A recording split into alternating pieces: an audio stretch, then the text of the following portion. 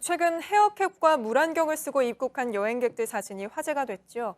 이렇게 하면 진짜 바이러스를 막을 수 있는 건지 궁금한데요. 조보경 기자가 어떤 마스크를 써야 하는지부터 손 씻는 법까지 검증된 예방법을 알려드립니다.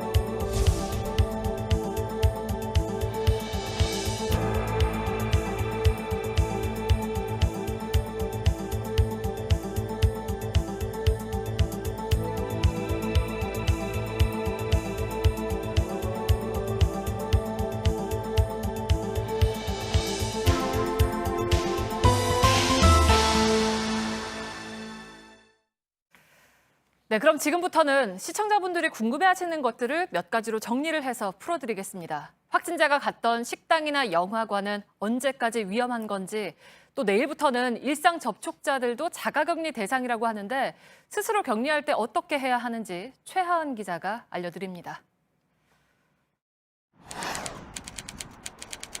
사흘간 자제하는 게 좋습니다. 사물에 묻었거나 공기 중에 있는 바이러스가 오래 지속되진 않습니다. 숙주에서 벗어난 대부분의 바이러스는 소독을 하지 않아도 몇 시간 안에 소멸됩니다. 하지만 아주 예외적으로 48시간에서 72시간까지 살아남을 가능성도 배제하긴 어렵습니다. 매뉴얼을 지켜 소독했다면 안전하다고 보면 됩니다. 정부가 실명으로 방문 장소를 발표할 땐 공개하기 전에 미리 소독과 방역 작업을 합니다. 전염 우려는 극히 낮지만 시민들이 안심하도록 업체들이 먼저 나서서 휴업을 하고 있습니다. 핵심은 독립된 1인 공간에서 생활하는 겁니다. 침방울이 닿을 수 있는 가구 등의 표면은 소독제를 뿌리는 것보단 면에 적신 뒤 세게 닦아야 합니다. 식사도 따로, 식기 사용도 따로 해야 합니다. 옷과 침구류도 온수로 따로 세탁하고 완전히 말립니다. 격리자와 보호자가 사용한 휴지, 마스크 등 쓰레기도 따로 모아 버려야 합니다. 부엌, 화장실 등을 부득이하게 공유한다면 환기를 철저히 해야 합니다. JTBC 최하은입니다. 시청자분들이 많이 궁금해하시는 몇 가지 생활 수칙을 어제에 이어 오늘도 정리해드리겠습니다. 오늘은 수영장이나 사우나에서도 전염 가능성이 있는지, 바이러스는 옷과 물건 중에 어디에서 더 오래 살아남는지를 살펴봤습니다. 최하은 기자입니다.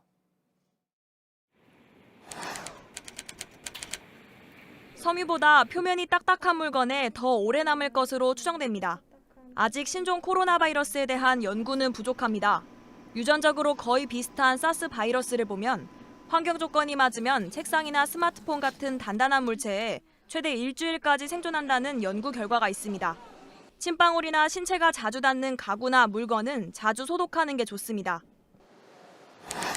사우나 자체는 문제가 없습니다. 오히려 코로나 바이러스는 60도 이상의 높은 온도를 견디지 못합니다. 습도가 높다 해서 바이러스가 증식하는 것도 아닙니다. 단 사우나 안에서 환자와 접촉할 경우까지 안전하다고 말하긴 어렵습니다. 신종 코로나 바이러스는 물로 전파되지 않습니다. 수영장에선 염소 소독이 돼 있는 물을 쓰기 때문에 감염 가능성이 아주 낮습니다.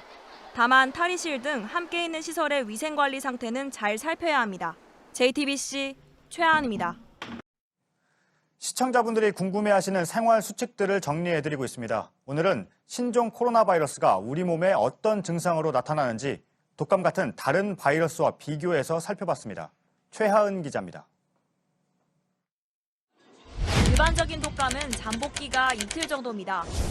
두통, 근육통, 콧물 같은 증상이 동시에 또 갑자기 나타납니다. 반면 신종 코로나 바이러스는 잠복기가 최대 14일입니다.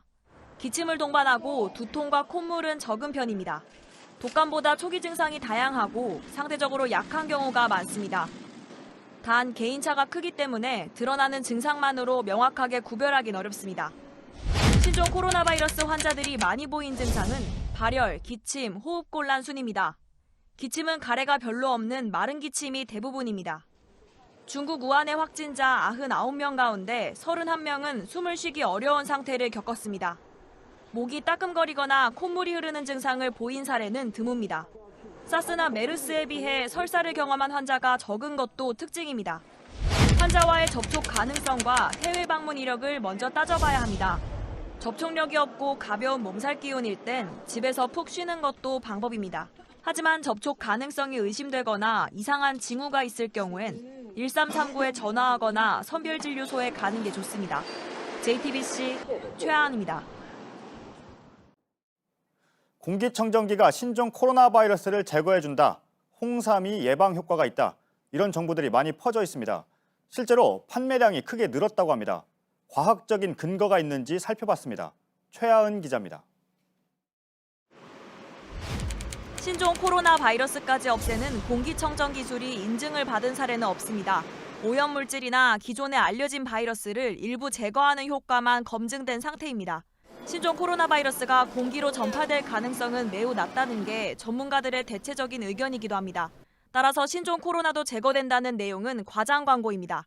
공정거래위원회에선 이를 불공정 거래 행위로 단속하고 있습니다. 비타민 등 특정 영양분이 부족한 사람에겐 물론 도움이 될 수 있습니다. 하지만 신종 코로나 바이러스에 직접적인 효과가 있다고 입증된 적은 없습니다. 따라서 절대적인 예방법은 아니니 광고 내용을 100% 믿을 필요는 없습니다.